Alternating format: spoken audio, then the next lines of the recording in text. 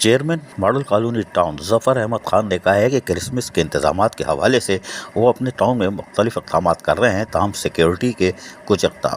کے حوالے سے اور دیگر مسائل جو ہے یعنی دیگر یوٹیلیٹی سروس کے ادارے جس میں واٹر کارپوریشن کے الیکٹرک، سوئی گیس اور دیگر جو ہیں وہ مل جل کر اگر ایک پلیٹ فارم پر کام کریں گے تو یقیناً کرسمس کے موقع پر بھی جس طرح باقی ہم نے ایونٹ نکالے ہیں جیسے عید الاضحیٰ ہو یا بارش ہو تو ہم کامیابی حاصل کر سکتے ہیں۔ ان خیالات کا اظہار انہوں نے ڈپٹی کمشنر ضلع کورنگی سید جواد مظفر کی زیر صدارت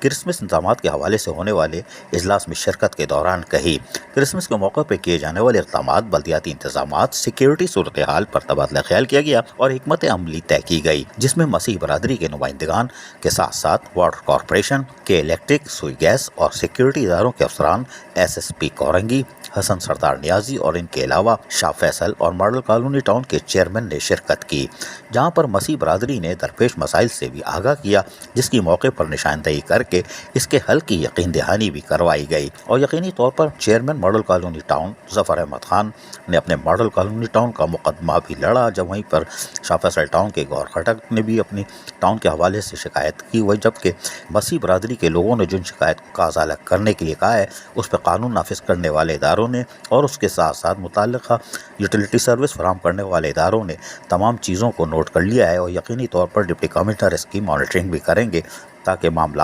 احسن طریقے سے 25 دسمبر بھی خیر و خوبی سے گزر جائے۔ عزیز عارف، KBS بلدیاتی نیوز کراچی۔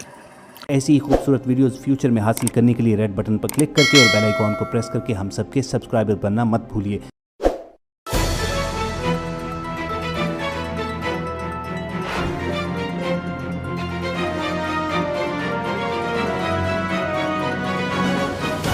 KBS بلدیاتی نیوز۔